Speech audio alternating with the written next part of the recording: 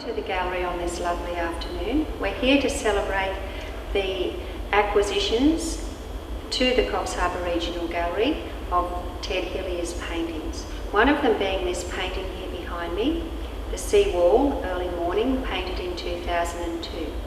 And what is special about collecting Ted's work is that he has been painting in this area for over 40 years.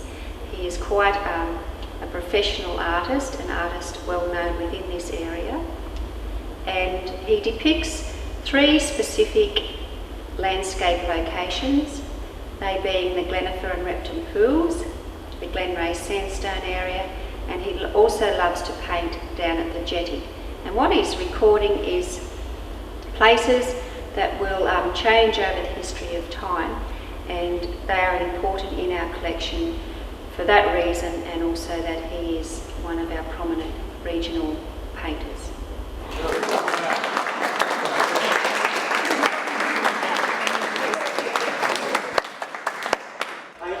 Painting is a craft which grows out of a lot of study and reflection, looking at a lot of other work, and that's particularly so for me. I think that if I wasn't obsessed with looking at paintings, other paintings, over the years, I probably wouldn't be a painter. I wouldn't just be able to go out and just paint my own stuff. A lot of it is the interplay between the work that I look at all the time and then nature, which is all around me. By nature, I don't mean just trees and rivers, but people, which have become very important to me.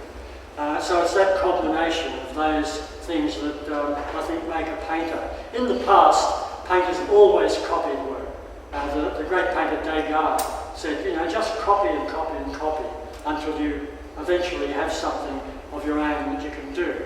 The Chinese painters, they copied other artists until they added just a tiny little bit to the tradition. And that's the way I look at it too. Not just art from way back, like the Renaissance or pre-Renaissance, but also great painters who are relatively near to us now. I've always been fascinated by the jetty area. I don't know how long it's going to last though, because it's losing a lot of the charm, and it will lose a lot of the charm. I'm fascinated by that, like small towns with the big ocean behind them. They seem so temporary, don't they? And with global warming, they might vanish entirely. but there's something beautiful about them, and it always sort of surprises me how you might have, I don't know how many hundreds of painters live around this area, and they don't paint it at all. I mean, I suppose I go to the jetty every week, and every week I could see something happening there, like a figure, someone having a shower, the different light on the wall or something. It's just marvellous. And so the wall, you get out onto that the south wall, and the only people there are the odd fishermen, and so you're out there and there's just the ocean all around you, and it's terrific. I've spent a lot of time in the country at Glenray. There's a sandstone area there which is, I find, very beautiful. The trees and the rocks in that area, they're the sort of thing that doesn't occur around me here, where we've got very tall, straight trees and just the usual understory of small shrubs and so on. We're out in the Glenray district, we've got all of this wonderful collection of rocks. So the combination of that with the trees makes it, particularly exciting visually. And so I've drawn there and I've painted there over quite a number of years, maybe 30 years, I suppose. And mostly on smaller things, of course, but I thought it'd be a great idea to try something on a large scale. And so I did a painting some years ago which I didn't keep for some reason or other, and just recently I decided to do another version of it, and this is the second version. a sort of painting you never really finish. There's always something you look at and you see, oh, you know, there's something else I could do. But it's interesting too, because people tend to think of the landscape as just you know, like or the painting of the landscape as just almost a photographic representation of it, whereas the painter, I think, is looking for other things entirely, like colour relationships, rhythms that run through. I mean, I find, you know, there's a lot of rhythmic energy in a painting like this. You know, the way the tones run through the painting. Like, for instance, like these light tones that start up there and sweep right down to the centre of the picture here, and then from the other side a different sort of rhythm comes down here, and then interestingly, the actual divisions of the panels seem to create a sort of vertical rhythm that runs through the picture, and the shapes tend to work off those, you know. So it's really the problems in a painting like this are quite abstract. The other thing, the way colours advance and recede, you know, a strong tree like that held in place by these blackish tones, and then the rocks, you know, this shape of the shell of the burnt out tree against the rock behind it, and so that there's a lot of tension between foreground and background. Positive shapes like the shape of a rock, and then the negative shapes of the light ground in between them. And then there's all the detail, like little details like the flowers in some places, the sticks, the foliage at the top, all of that, and of course the grass trees, which turn out to have quite interesting shapes, like this strangely asymmetrical one here in relationship to this very symmetrical one down here, and these grasses that grow between grass trees. I think it's very. And then the other thing I find fascinating is the shapes that you find in nature, which you really wouldn't invent. Like this strange rock here, like wedge-like narrow rock, that one there, and then this sort of hood-like rock over here. It introduces a sort of strangeness, which seems to me quite well, it's quite peculiar to certain aspects of the Australian landscape. For a long while I was absolutely obsessed with the great Australian landscape painters Streeton and Roberts, and it coincided with my discovery of this sort of country, and so there's also that feeling of its connection with the Australian tradition of landscape painting. Not that I consider myself as a landscape painter, and mostly I paint figure compositions, particularly of recent years. Part of our collection policy involves collecting high calibre works by regional artists, and Ted's work fits squarely within that ambit.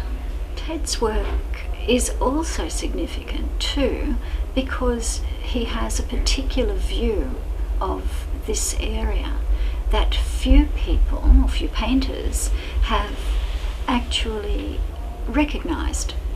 And part of that is that Coffs Harbour is not blue and sunny every day.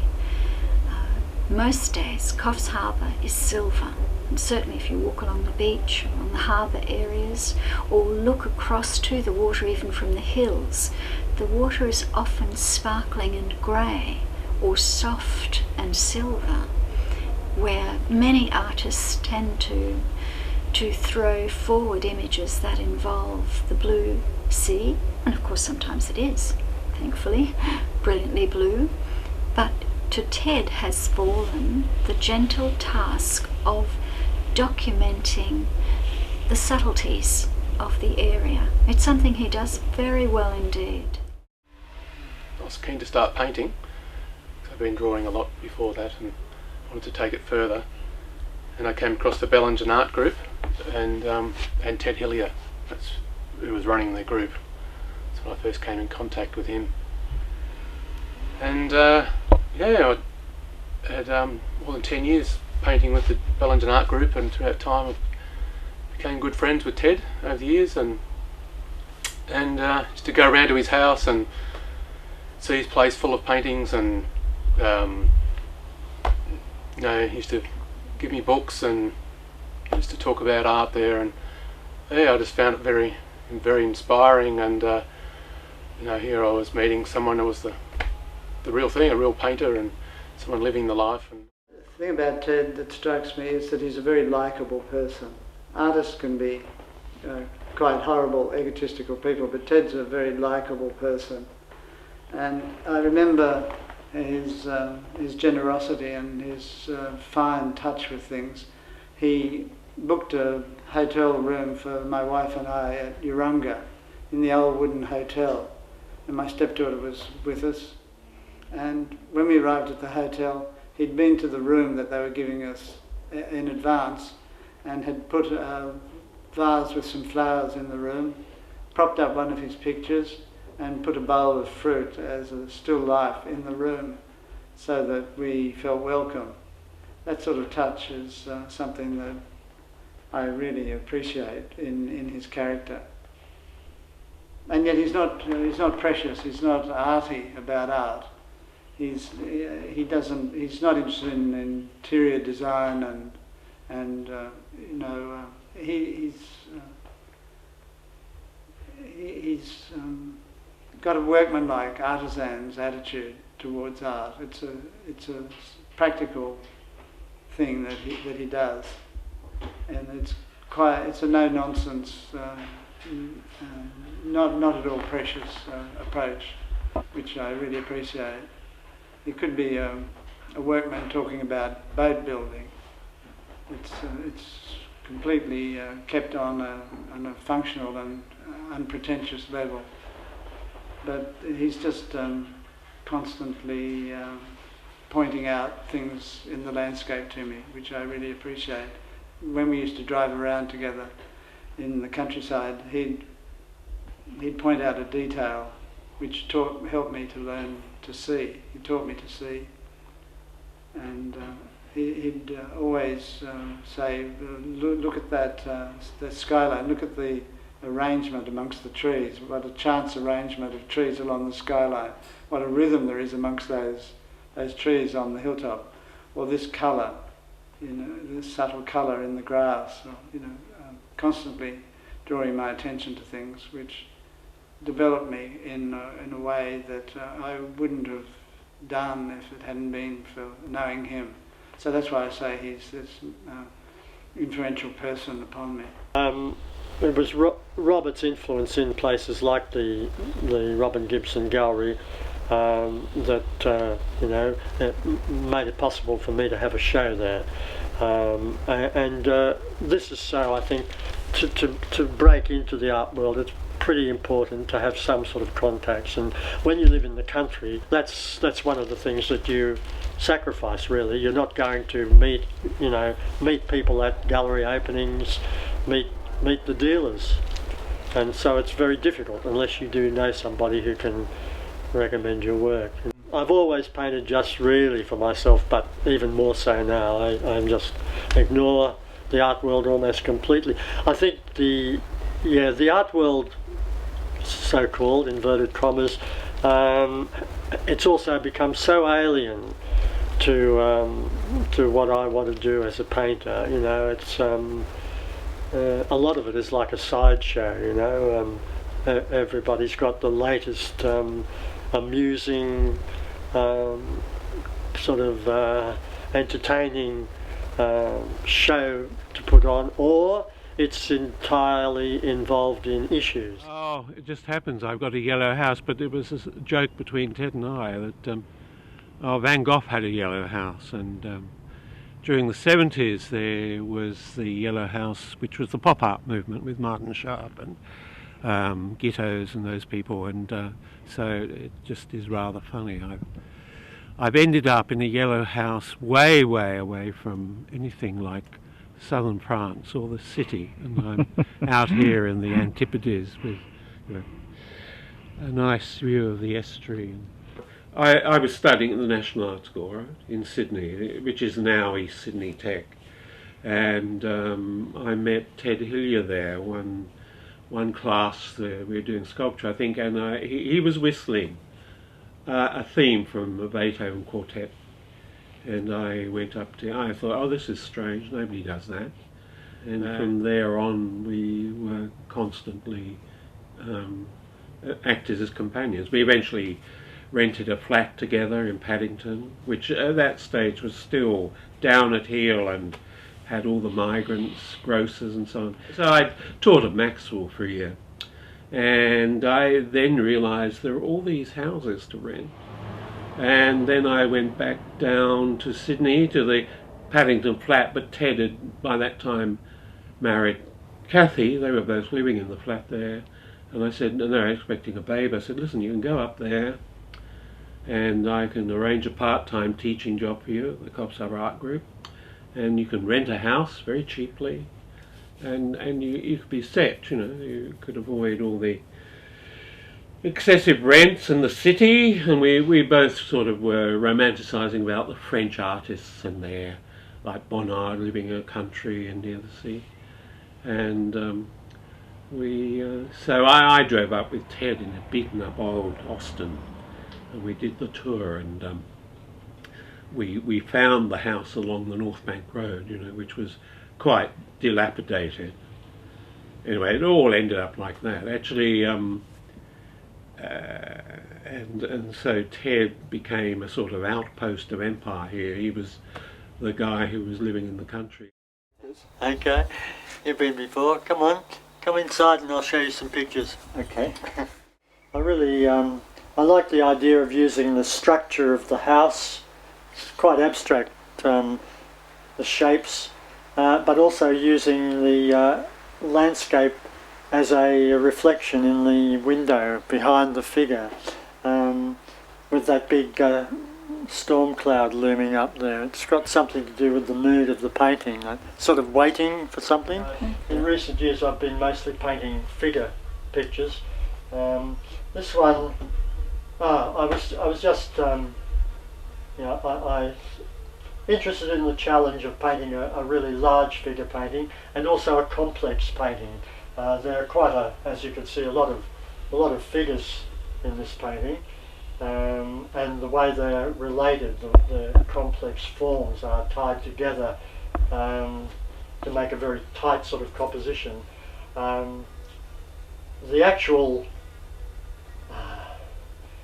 scene, I suppose you could relate it to where I often go down to the estuary pool at North Beach, and I was interested in combining that with the quality of the Bellingen Valley, and it was a big problem to do that. So I've made the mountains very much more closer than they would be. Actually brought them up. They're very strong in the painting so that they can be related to the figures in the foreground. I would have met Ted in the early 70s through his daughter Vivian, who was my great friend at school. So my early memories of Ted were as my friend's dad, a little bit in the background. However, his paintings were always everywhere. We were always surrounded by them, so I was very aware of who he was and what he did. It was a bit like being in a gallery, a very informal gallery, but a lot of art everywhere, and it felt like the garden was part of the art.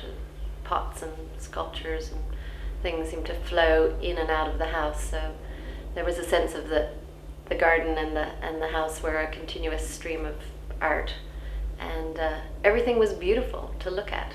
It was like looking through a coffee table book almost. Everything was artful, even if it was a little bit run down perhaps. It was beautiful. The aesthetics of a bowl, of a teapot placed on a table, everything was beautiful.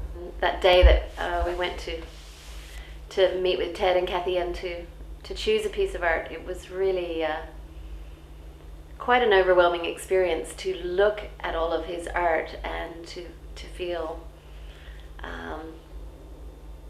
was really like being a kid in a candy store from the point of view of, wow, I'm going to take one of these home and I want them all. They're all beautiful, they're all great, they're all different, and they all represent different aspects of that countryside around Belgium and where Ted lives. So you want to take a piece of the bush home, or a piece of the beach, or a piece of the jetty, or a piece of the riverbank, and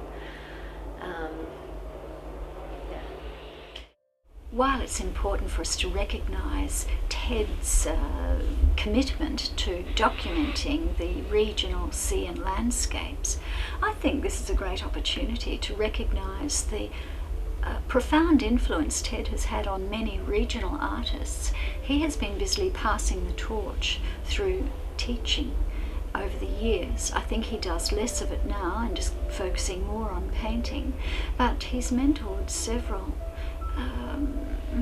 adept regional artists, and he's held in extremely high regard by so many people within the industry, and of course personally he's held in high regard.